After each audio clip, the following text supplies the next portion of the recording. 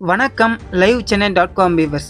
தமிழ்நாட்டில் ரயில் நிலையங்களானது மிக முக்கியமான போக்குவரத்து, பொருளாதார மற்றும் கலாச்சார மையங்களாக திகழ்கின்றன. நமது தமிழ்நாட்டில் உள்ள மிகவும் பிஸியாக இருக்கக்கூடிய டாப் 10 ரயில் நிலையங்களை பற்றி இந்த வீடியோவில் விரிவாக பார்க்கலாம்.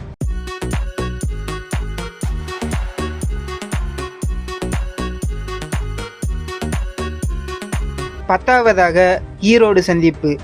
இந்தியாவின் மிகப்பெரிய ஜவுளி சந்தைகளில் ஈரோடும் ஒன்றாகும். மேலும் வாராந்திர ஜவுளி சந்தைக்கு இந்தியா முழுவதிலிருந்தும் வியாபாரிகள் இங்கு வந்து செல்கின்றனர். சேலம் மற்றும் கோவைக்கு இடையே அமைந்துள்ளதால் இந்த இரு முக்கிய நகரங்களையும் இணைக்கும் பாலமாக இது செயல்படுகிறது. 9வதாக சேலம் சந்திப்பு.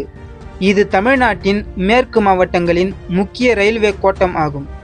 இந்த ரயில்வே சந்திப்பில் சென்னை டு கோவை, கேரளா மற்றும் பெங்களூரு டு கேரளா ஆகிய இரு பெரும் ரயில் பாதைகளும் சந்திக்கும் மிக முக்கியமான புள்ளியாக சேலம் விளங்குகிறது. மேலும் ஜவுளி, மரவள்ளிக்கிழங்கு உற்பத்தி மற்றும் எஃகு ஆலை போன்ற தொழில்கள் இங்கு அதிகம் என்பதால் சரக்கு மற்றும் பயணிகளின் போக்குவரத்து மிக பிஸியாக இருக்கிறது. 8வதாக திருநெல்வேலி சந்திப்பு. இது தூத்துக்குடி, தென்காசி மற்றும் கன்னியாகுமரி ஆகிய மாவட்டங்களை இணைக்கும் தெற்கின் மிக முக்கிய போக்குவரத்து மையமாகும். மேலும் குற்றாலம், பாபநாசம் போன்ற சுற்றுலா தலங்களுக்கும், திருச்செந்தூர், நவ திருப்பதி போன்ற ஆன்மீக தலங்களுக்கும் செல்பவர்கள் இந்த ரயில் நிலையத்தை தான் அதிகம் பயன்படுத்துகின்றனர்.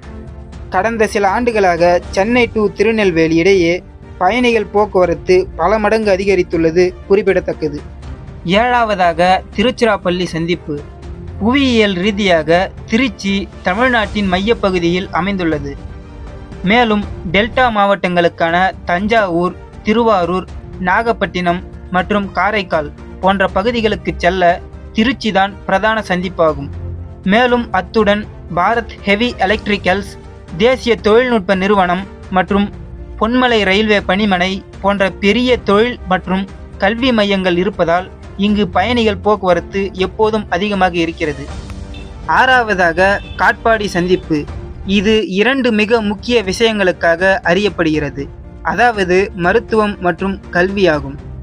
மேலும் உலகத்தரம் வாய்ந்த சிஎம்சி மருத்துவமனைக்கு இந்தியா முழுவதிலிருந்தும் தினசரி ஆயிரக்கணக்கான நோயாளிகள் மற்றும் அவர் தம் குடும்பத்தினர் வருகின்றனர். அதேபோல் விஐடி பல்கலைக்கழகம் போன்ற கல்வி நிறுவனங்களால் மாணவர்களின் நடமாட்டம் அதிகமாக இருக்கிறது. மேலும் சென்னை டு பெங்களூரு, சென்னை டு கோவை மார்க்கத்தில் இருக்கும் மிக முக்கிய சந்திப்பு இதுவாகும். 5வதாக மதுரை சந்திப்பு. தென் தமிழ்நாட்டின் கலாச்சார மற்றும் வணிக தலைநகரமாகும்.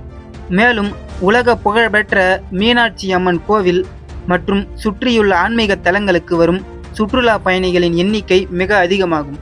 மேலும் தென் மாவட்டங்களுக்கான விருதுநகர், தூத்துக்குடி, திருநெல்வேலி, கன்னியாகுமரி மற்றும் ராமேஸ்வரம் செல்பவர்கள் இங்கிருந்துதான் ரயில்களை மாற வேண்டும் என்பதால் இது எப்போதும் பரபரப்பாக இருக்கிறது. 4வதாக கோயம்புத்தூர் சந்திப்பு. இது தமிழ்நாட்டின் 2வது பெரிய நகரம் மற்றும் இந்தியாவின் முக்கிய தொழில் நகரம் ஆகும். மேலும் ஜவுளி தொழில், சிறு குறு தொழில்கள், தகவல் தொழில்நுட்ப பூங்காக்கள் மற்றும் கல்வி நிறுவனங்கள் நிறைந்த பகுதியாகும். கேரளா மாநிலத்திற்கு செல்லும் ரயில்களுக்கான முக்கிய இணைப்பு பாதையாக இருப்பதால் வணிக ரீதியாகவும் வேலைவாய்ப்புகளுக்காகவும் இங்கு பயணிகள் வருகை மிகவும் அதிகமாக இருக்கிறது. 3வது இடத்தில் உள்ள இடம் தாம்பரம். இது தற்போது சென்னையின் 3வது முனையமாக உருவெடுத்துள்ளது. தென் சென்னை மற்றும் அதன் புறநகர் பகுதிகளில் வசிக்கும் மக்களுக்கு இதுவே முதன்மை ரயில் நிலையமாக உள்ளது. மேலும் சென்னை சென்ட்ரல், எழும்பூர் கூட்ட நெரிசலை குறைக்க பல எக்ஸ்பிரஸ் ரயில்கள் இப்போது தாம்பரத்தில் இருந்தே தொடங்குகின்றன. மேலும் சென்னை கடற்கரை டு செங்கல்பட்டு புறநகர் மின்சார ரயில் பாதையின் மிக முக்கிய சந்திப்பு என்பதால் தினசரி ஐடி ஊழியர்கள், கல்வி மாணவர்கள் கூட்டம் இங்கு அதிகமாக இருக்கிறது. 2வது இடத்தில் உள்ள இடம் சென்னை எழும்பூர். தென் தமிழ்நாட்டின் தலைவாசல் என்று இதை கூறலாம். திருச்சி, மதுரை, திருநெல்வேலி, கன்னியாகுமரி போன்ற தென் மாவட்டங்களுக்கு செல்லும் 90% ரயில்கள் இங்கிருந்துதான் இயக்கப்படுகின்றன. மேலும் தென் மாவட்ட மக்களுக்கும் சென்னைக்குமான பிரதான இணைப்பு புள்ளியாக இருப்பதால் வார இறுதி நாட்களிலும் பண்டிகை காலங்களிலும் இங்கு கூட்டம் அலைமோதுகின்றன. முதலாவதாக சென்னை சென்ட்ரல். இது வட இந்தியா, மேற்கு இந்தியா மற்றும் ஆந்திரா, கர்நாடகா போன்ற அண்டை மாநிலங்களை தமிழ்நாட்டுடன் இணைக்கும் முதன்மையான நுழைவு வாயில் ஆகும். மேலும் சென்னைக்கு வரும் அனைத்து அதிவேக ரயில்களும் இங்குதான் வந்து செல்கின்றன.